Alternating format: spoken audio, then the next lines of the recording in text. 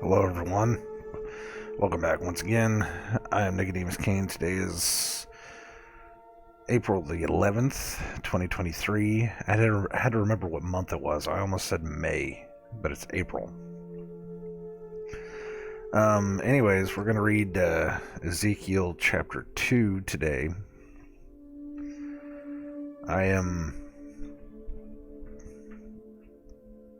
I really don't have anything else to talk about this morning other than just Monday sucked. Monday coming back to work after being on vacation for a week. Oof. That's rough. But we got through it.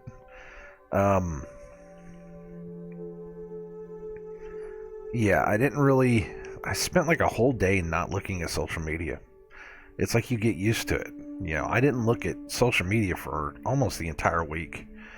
Actually, there were times where I just never picked up my phone. I didn't need to pick up my phone. Anybody I ever talked to was inside of the house that we were staying at. Or, I didn't need to worry about the outside world. I was just going with the flow. So,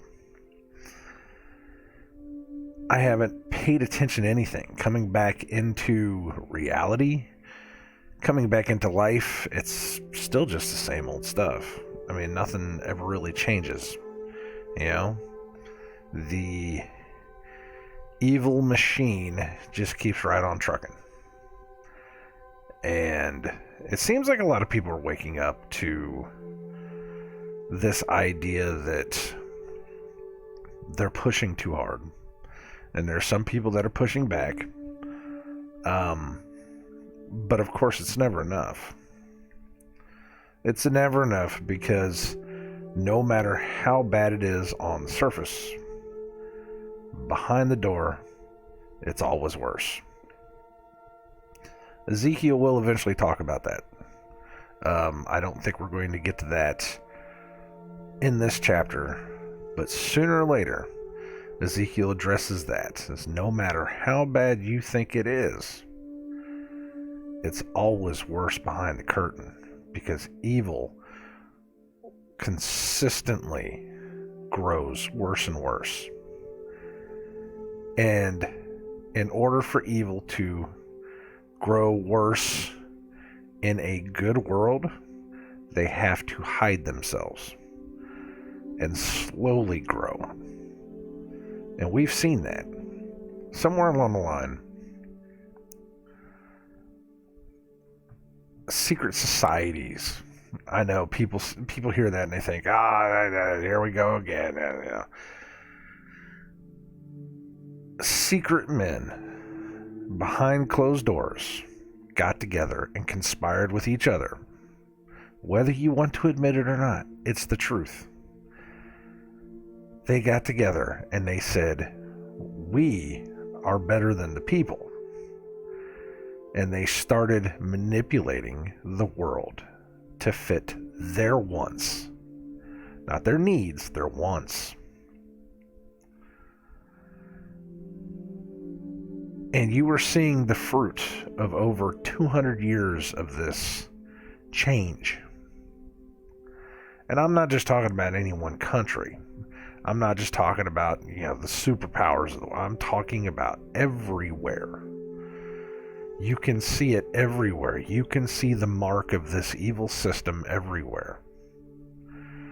From how big America has become, how communist that China and North Korea have become, how taxing and restrictive the United Kingdom has become, how poor and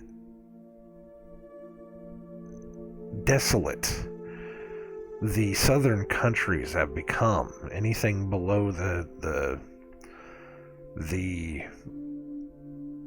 I can't call it a hemisphere anymore because it's not really a hemisphere. The southern hemisphere, it's not that. It's the equator. There you go. Everything below the equator. You can see how these places have not improved. but everywhere you can see it. And it's part of this system that they're trying to suck our existences away, suck our lives away, suck our souls away. Just underneath the surface, you can see it. Not many people want to admit it because they're enjoying it too much. Again, those that want to live unrighteously will not want to hear that they're living unrighteously. They will not want to see that they've been tricked and manipulated. They will see what they want to see in order to keep themselves where they are.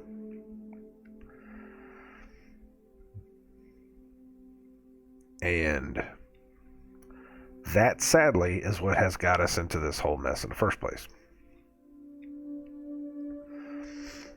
But that, within itself, is biblical. God sends them strong delusion. It's what they want, because they won't hear anything else.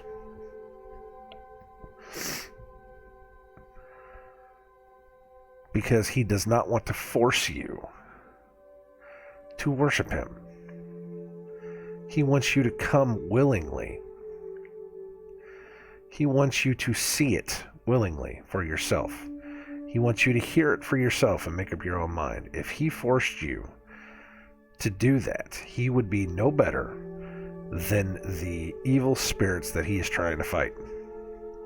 The devil will force you to love him. It says in Revelations in the end that he will cause, he will force, he will make. Actually, it doesn't say force so much. There is a slight connotation of that word where it is a pressure system where they, will push you. No, he will make you want to worship him.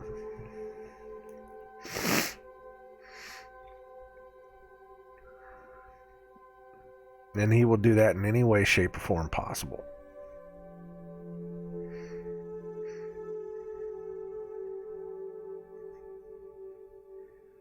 All God wants you to do is when He wants you to come back to Him. He wants you to hear the word, hear the truth. But if you refuse to hear the truth, if you refuse to hear the word, if you refuse to acknowledge that there's something wrong in this world, if you refuse to acknowledge the evil in this world, then He cannot help you. That's going to be on you. And He warns us that eventually, just like a father would punish a child for doing something bad, eventually it's going to happen. It's all we can do, all the truth seekers can do, is try to wake people up and try to warn them of what's coming. So that's where we are. That's where I am. I don't know about everybody else. There's other people that are, I hear it every now and then, they want to be a part of that truth movement. I was actually just talking about this today, or thinking about this today, not talking about it, thinking about it while I was getting ready. There's guys that I listen to that they went from making a video every 2 or 3 days down to a video every week, down to a video every 2 weeks. Then they started streaming. Now, for people that stream, for these guys that get on here and stream, if you watch, especially on YouTube, if you watch like the super chats, these guys can make $100, $200, $300 for a 2-hour stream. Seriously, $200, $300 just on one day alone. And then you notice they start doing daily streams, 1 stream a day. And you can go check those receipts on the super chats. If you're making an average of $100 every super chat, why would you want to do anything else? And you know what those super chats are? They are 25% shout outs. That's all they are. For the first 30 minutes, these guys will sit there and call out names. I see you over there. How you doing? That's all it is. For the first 30 minutes. Can't stand it. Can't stand it. I get it that you're trying to make your viewers feel like you're a part of it. But there's a part of it where you sound like you're panhandling. You really do. It's like the guys that say, if you subscribe to my Patreon, I will call out your name on my videos. And you see the guys that will do that at the end of their videos. They'll sit there for 15 minutes calling out people's names. When you get to that point, you're not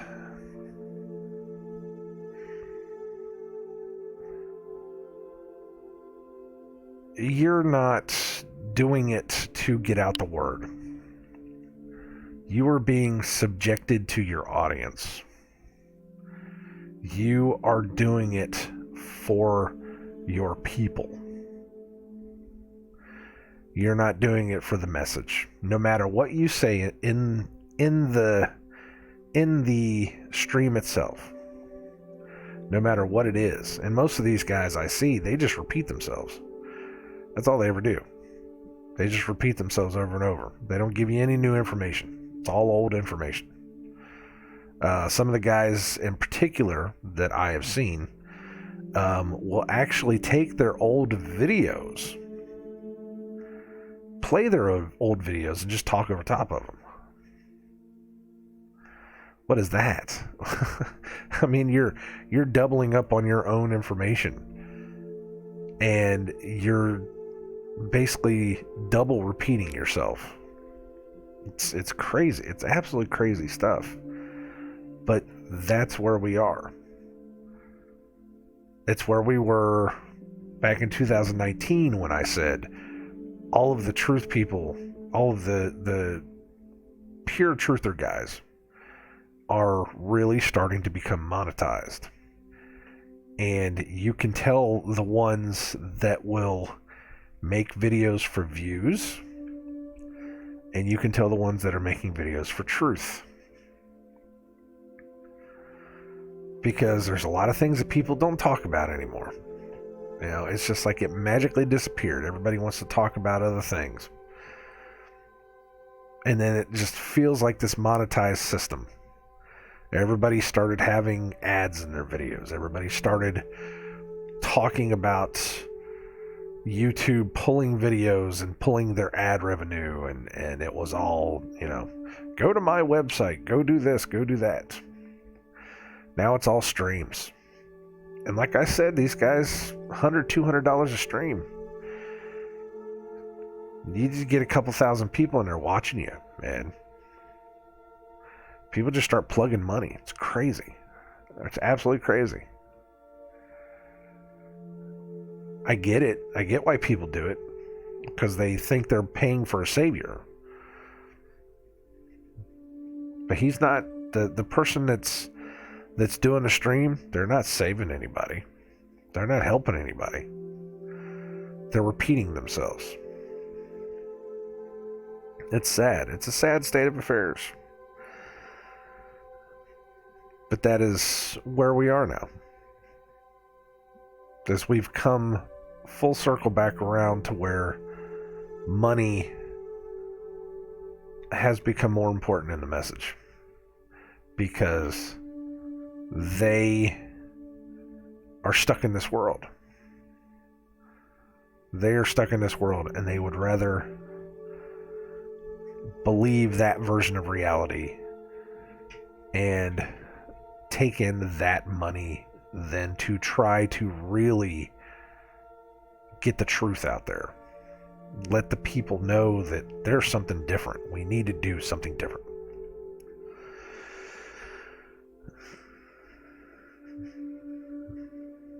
Anyways, enough about that.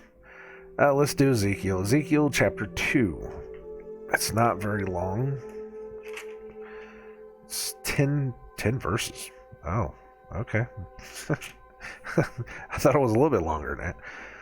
All right, 10 verses. And again, we went through Ezekiel 1, and it was all descriptive about the craziness of heaven.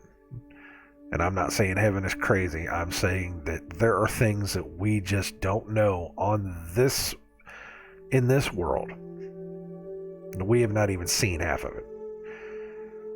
Your Bible talks about some pretty crazy things going on.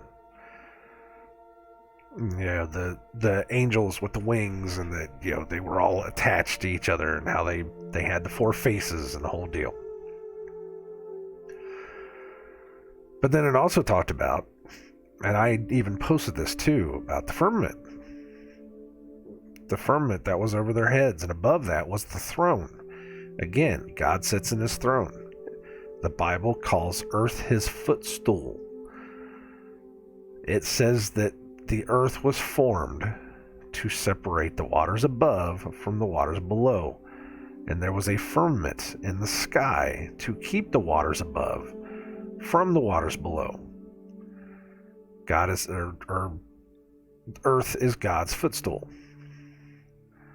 He sits on his throne above the earth.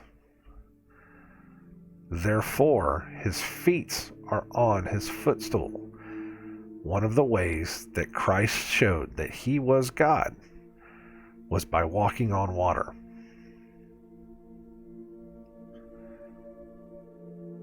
You just got to think about that for a second. I mean, really contemplate that image. And you can see how this all works. God is not billions and billions of miles away, where he is so out of touch with you that you will never be able to see him. He's right there. Nothing in this book says that he made millions and millions of other star systems and all this stuff. No, it says he created one world. He created his people on this world. He made it enclosed, and he sits above us, and he watches us, and he loves us.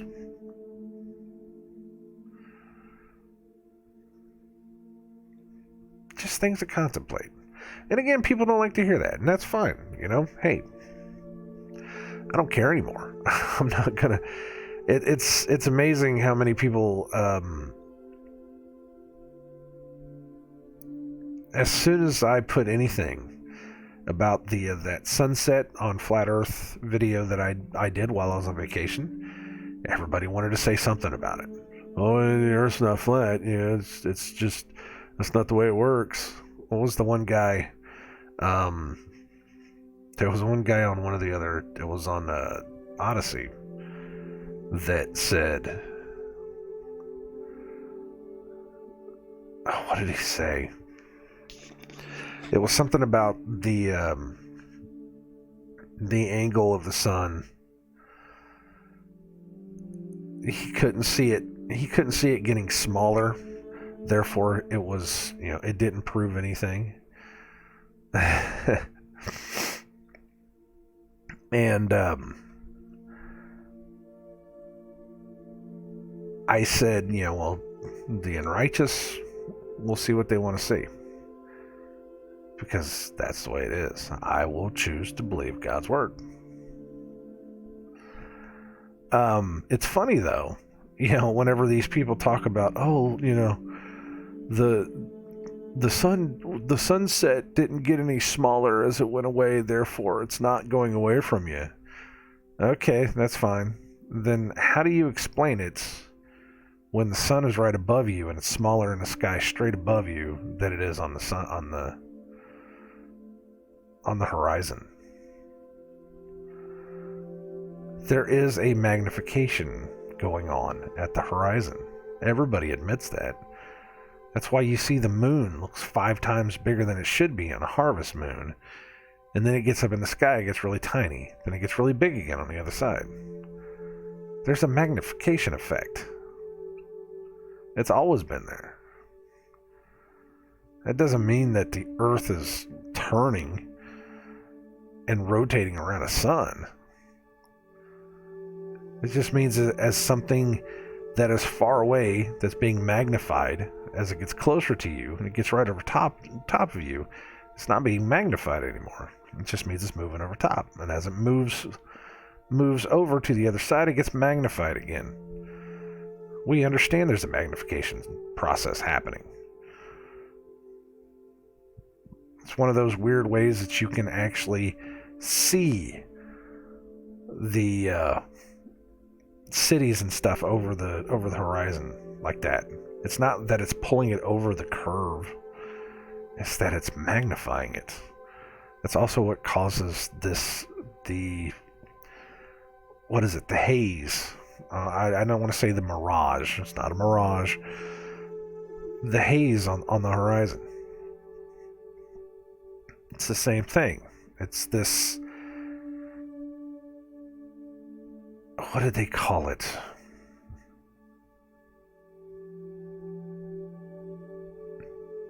I cannot think of it. I don't want to say atmosphere, because again, you're using the word sphere. For lack of a better term, that's what it is though. It's the water in the air. It's causing this magnification effect at the horizon line. It happens. It's there. I admit that it's there. Everybody admits that it's there. Just because you can't see it doesn't mean it's not there. And again, it doesn't matter. It comes down to whether you're going to believe the Word of God or whether you're going to believe the Word of man. I choose to believe the Word of God because the Word of God constantly tells me not to believe the Word of man.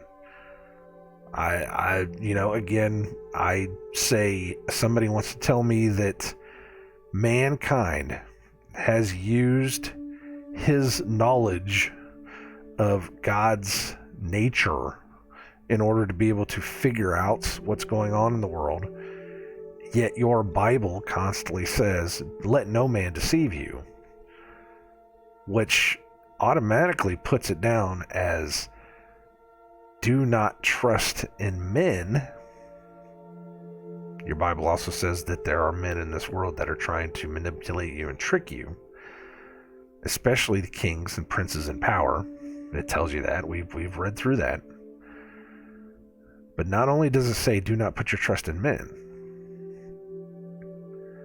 it says there are things in this world that you are not meant to know. God set this way up for a reason, or set this world up in this way for a reason. And he set it up to where those that don't want to listen to it, those that don't want to follow it, he gives them the lie. He lets them see whatever it is they want to see.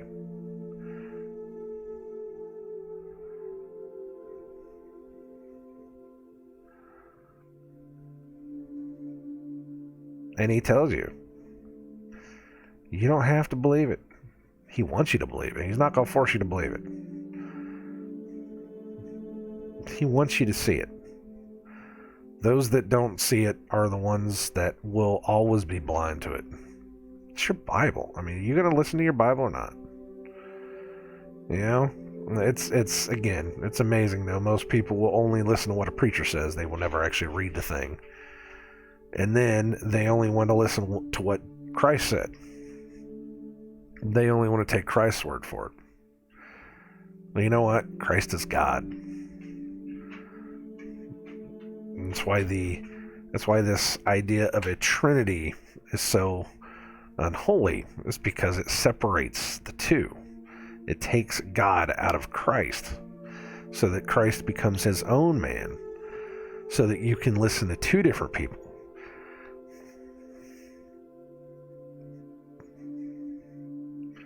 Christ was God upon the earth. Everything he said was everything that was said before. Nothing changed. Nothing changed. All he ever did was confirm what he had said. And he told the people that you are manipulating and twisting the things that I've told you. He showed us the way that we should be doing it. But anyways, that's enough about that. I got one of my dogs in here with me. She is being very, I don't know, what's the word? What's the word I'm going to use for you? I know you're wanting all the attention, you're wanting out of the room. But if I let you out of the room, all you can do is go out there and pace. I don't want you waking everybody else up. She's old. She's my mom's dog. I think she's 13 or 14. I don't even know. She's old. She's deaf. She's blind.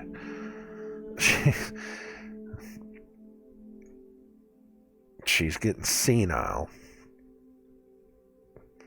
But we couldn't just take her somewhere and, get rid of her. We decided to pick her up. We decided to keep her with us. She's alright. She's a good dog. She's stuck in her ways. You know how it is. Alright. Anyways, yes, I'm babbling. I can hear myself babbling. Alright, Ezekiel chapter 2. We're gonna do this. I'm gonna pet my dog while I do this. So Ezekiel chapter 2. And he said unto me, Son of man, stand upon thy feet, and I will speak unto thee. And the Spirit entered into me when he spake unto me. And he set me upon my feet, that I heard him that spake unto me.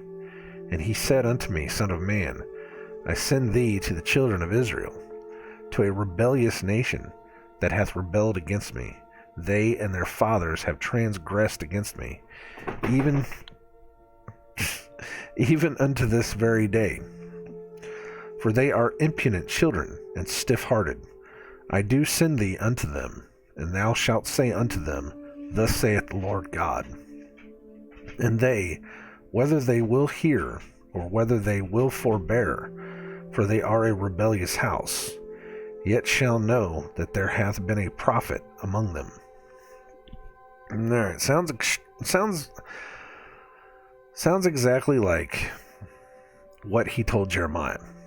Says, I'm going to send you out to my people, and you're going to tell them this stuff. Whether they hear it or whether they don't hear it. They have decided that they are going to go their own way and do their own thing. Because they have decided that they want to take pleasure and take pride in not listening to me. Said the same thing to Isaiah too. You remember, Isaiah was a different time though. Isaiah, they were being taken captive by the Assyrians. This is the people of Jerusalem being taken captive by the Babylonians. The Babylonians actually was able to take over a lot more than the Assyrians did. But it says these people have rebelled. They have fallen away. And I have forced them into this captivity. Go tell them why. He sent Jeremiah to warn them. He sent in Ezekiel to say, this is how you come back.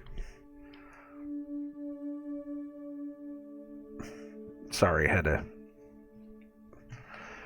had a little itch. Alright, let's start back up at the top. And he said unto me, Son of man, stand upon thy feet, and I will speak unto thee. And the Spirit entered into me when he spake unto me. The Spirit of God entered into me when he spake unto me. I can't see things the way that they were after yesterday when they were talking about the angels that had the wheels within wheels that would follow behind them, because it said that the spirit of the angels was inside of those machines. And I don't know if they're a machine or not, but the wheels within the wheels, it said the spirits were inside of those. So now all I can think about is this wheel within a wheel that has a spirit inside of it. Now, I'm not saying that, God himself has a spirit outside of him that follows him everywhere. It changes things now, It really makes you think. And again, a lot of people don't hear that kind of stuff. They don't hear that kind of stuff. They don't think about that kind of stuff. Because it's a little weird. It honestly is a little weird. But now that I think about that, now that I'm starting to hear about, spirits entering into people, that's all I can hear, all I can think about. And the Spirit entered into me, and he spake unto me, and set me upon my feet, that I heard him that spake unto me. And he said unto me, Son of man, I send thee to the children of Israel, to a rebellious nation that hath rebelled against me. This could be any nation. Remember, Israel is past the point of being a people, because you can be grafted into Israel. Once you accept that love and that salvation, you get grafted in with the people. So you become a part of that family. And there's so much that they say that, especially America, was founded on godly principles. And of course, we've talked about it. That may or may not be true. We don't even know how this country was formed. We don't even know what came before. All we have is what they told us, and we don't know if we can believe that. But this country is falling. The world is falling. It's falling away from God. And he warns us over and over again. This is what's going to happen. And it is possible for you to come back and make it stop. But if you choose not to, if you choose to not listen, you will fall just like everybody else. And we're saying that because evil is growing faster and faster. It's going faster and faster, and eventually it's all going to fall down and fall apart. To a rebellious nation that hath rebelled against me, they and their fathers have transgressed against me, even unto this very day. Remember, we will go back to him saying that surely our fathers have inherited lies. Verse 4, For they are impudent children and stiff-hearted. I do send thee unto them, and thou shalt say unto them, Thus saith the Lord God. And they, whether they will hear, or whether they will forbear, for they are a rebellious house, yet shall know that there hath been a prophet among them. You can scream it from the high mountains. You can yell it as loud as possible. If they're not going to hear it, they're not going to hear it. It's as simple as that. It's like, it goes back to Jeremiah. Jeremiah was the first conspiracy theorist that was shadow banned. He was the first one that was talking against the people. He was speaking words that they did not want to hear. So what did they do? They tried to slander him. They said, he is not smart enough, he is not wise enough. Let's strike him down with the tongue. Let's slander his good name so that nobody will listen to him. When that didn't work, it became, okay, let's kill the man. But instead of killing him, the king decided, no, let's put him into prison. I don't want to kill this guy. There's no reason for us to kill this guy. Let's just at least chain him up so it'll make you happy. Even while he was chained up, he still had somebody writing letters for him so that his word could get out. Because God told him, go out and tell this to the people.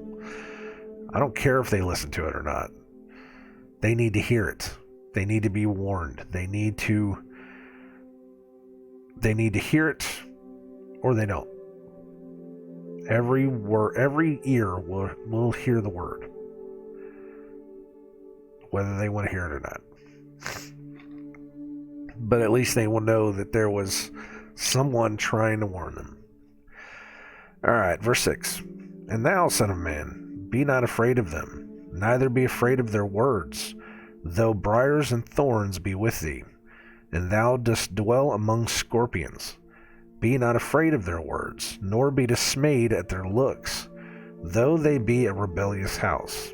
And thou shalt speak my words unto them, whether they will hear, or whether they will forbear, for they are most rebellious. But thou, son of man, hear what I say unto thee. Be not thou rebellious like that rebellious house. Open thy mouth and eat that which I give thee.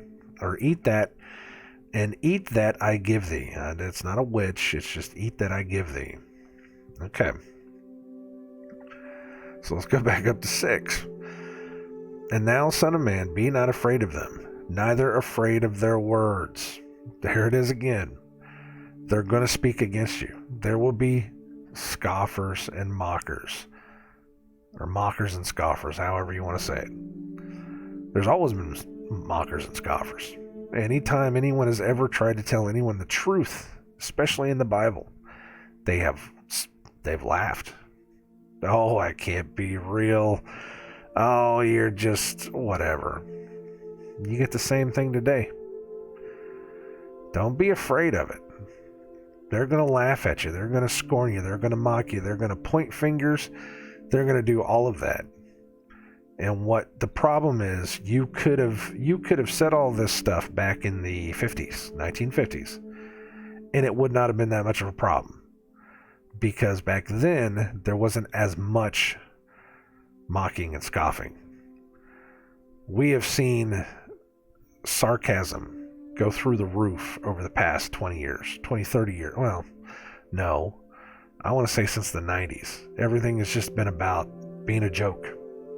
Everything is a joke. It doesn't matter what it is anymore. You can't have a serious conversation anymore. Everything's just a joke. And mocking something, scoffing at something has just become worse.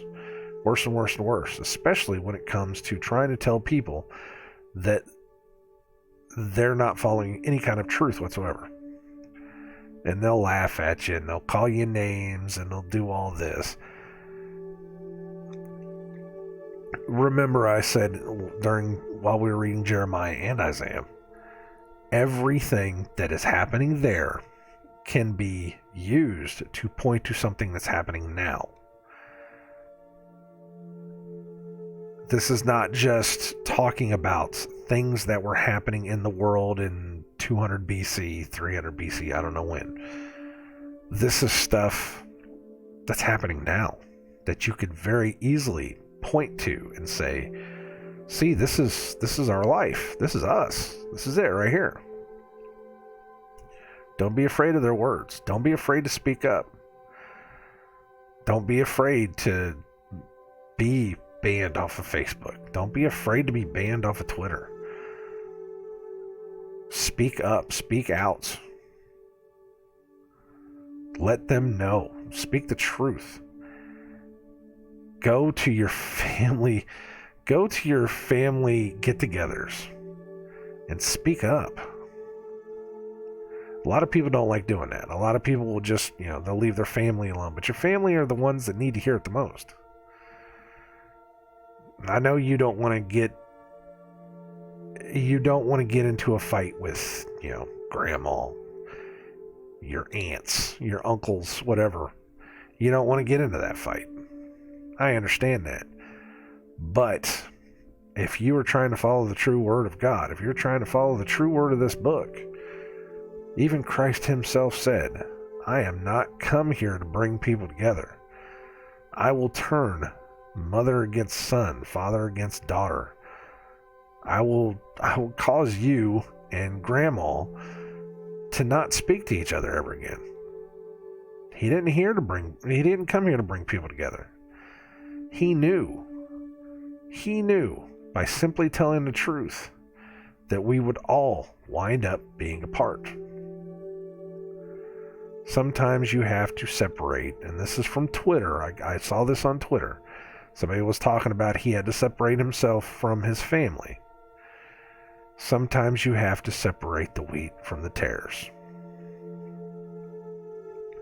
It sucks, and it hurts to say, but it's the truth.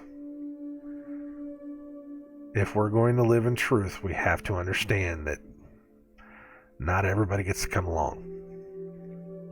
It's hard. It really is. It's hard. Let's go to 6 again. And thou, son of man, be not afraid of them, neither be afraid of their words, though briars and thorns be with thee, because those are the pits that were dug for good people. And thou dost dwell among scorpions. Be not afraid of their words, nor be dismayed at their looks, though they be a rebellious house. Do not be afraid of these people. And thou shalt speak my words unto them, whether they will hear, or whether they will forbear, for they are most rebellious. They at least need to hear the words. But thou, son of man, hear what I say unto thee. Be not thou rebellious, like that rebellious house. Open thy mouth, and eat that I give thee. Do not be like them. Open your mouth. Take in what I give you. Take in the word. Remember, the bread is the word. Take it in. Understand it. And then speak it to the people. Let them hear it. Whether they want to listen to it or not, who cares? If you want to talk about the things that Christ said about it, the apostles said about it, you go tell something. You tell the truth to somebody. If they don't want to listen to you, take a second witness. If you really care about them that much, take a second witness. If they will not hear it from you after a second witness, wipe the dust off of your feet and walk away.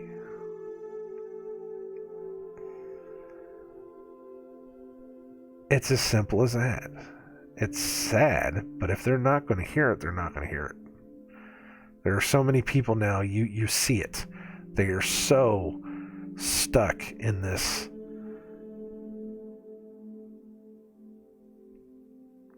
walled off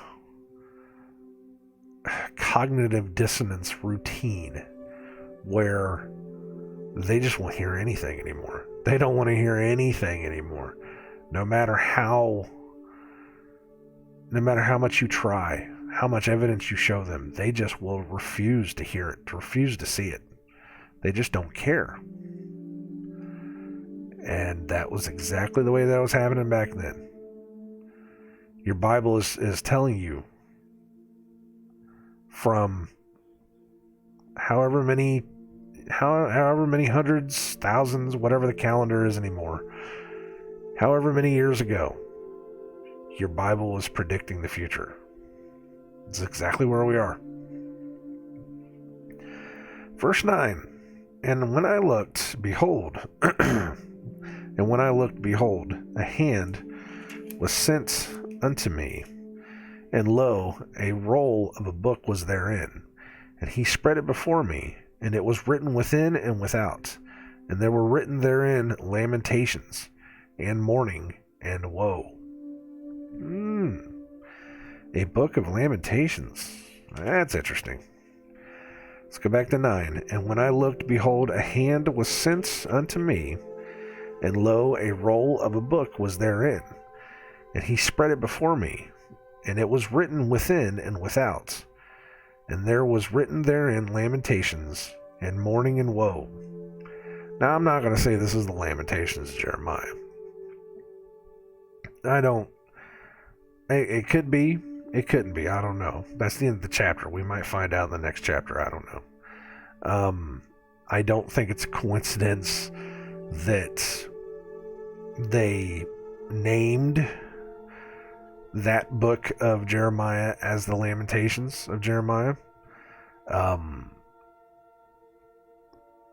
Maybe because they had this book with it. I don't know. I'm not going to say that's what this book is, but there's a connection there. Yeah, Jeremiah was... The difference between Jeremiah and Ezekiel. Jeremiah was just a kid that was called to do this. He wasn't a priest. He wasn't a prophet.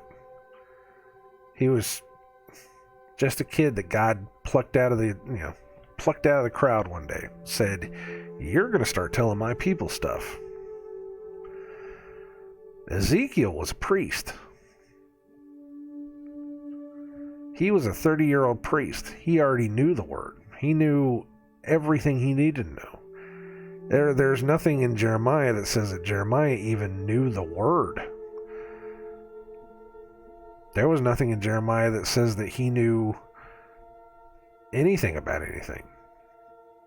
Just one day, God decided, hey, you're going to go tell them, you're going to go show them. You can't, I'm not going to have you read them scripture. I'm not going to have you read them, anything. I'm going to have you show them what happens. It's going to be a physical media. That's what I'm going to use. You're going to take this pot, you're going to break it. You're going to take this cloth, you're going to put it in water, let it rot. You're going to take this... What else was there? There was another one about a pot. I can't remember what it was. But you're going to take these things and you're going to show them. You're going to say, this is what I'm going to do to you. This is what's going to happen to you. This is what's going to do. Constantly do these things over and over again. Show them. Show it to their faces. Because they're going to tell you, you're not a priest. You're not a prophet. You're not a whatever. I don't want you to do that. I want you to go out there and I want you to show them what's going to happen. It's the best way to do it. And of course they didn't listen. What did they say? Well, he's not a priest, he's not a prophet, he's not a whatever. But he still did it. God told him to do it. So he listened. It's the same thing here. Ezekiel is a priest.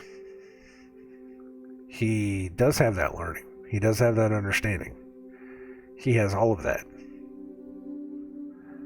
And he is being told, you're going to read the words. You're going to do it a completely different way. You're going to do it in a way that they understand. Now we may see, I don't remember too much of Ezekiel, other than, and you will know my name is the Lord. It says it like once you get up to like chapter 5, it's like in every single chapter. It is. Sometimes it's like 2 or 3 times a chapter, and you get the understanding. You will know my name is the Lord. You will understand this.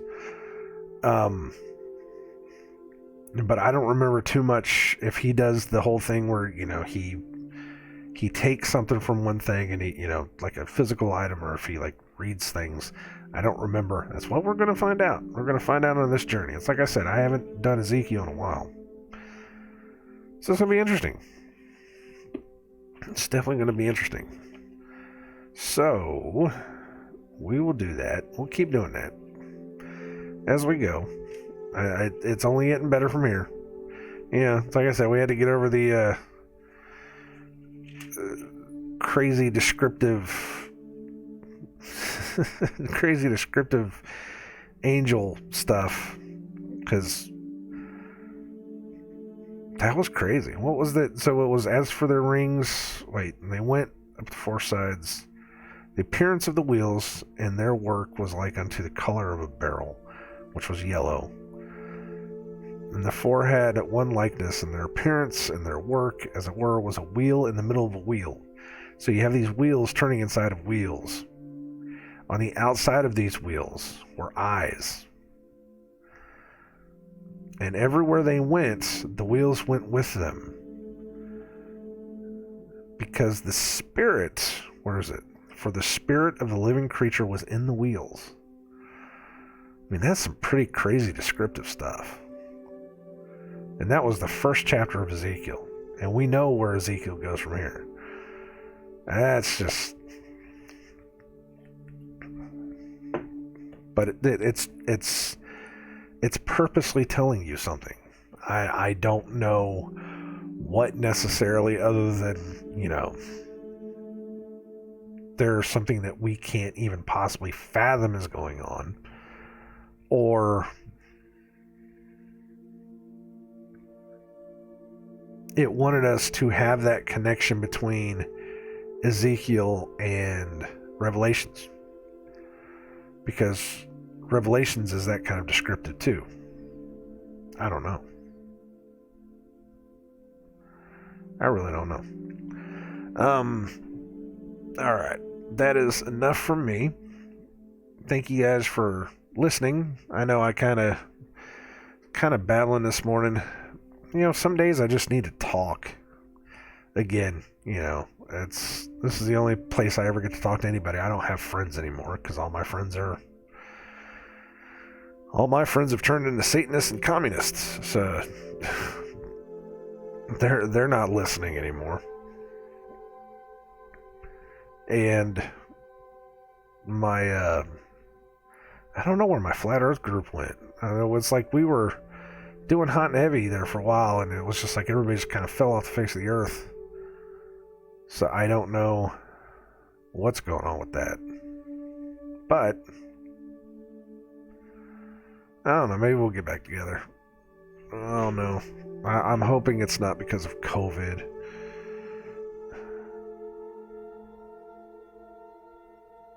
But who knows? Alright, I shall talk to y'all later. God bless everyone. Take care of yourselves. My dog is up and wandering around again, so I'm going to let her out. Do something with her. I will talk to everybody later. Take care of yourselves. Bye.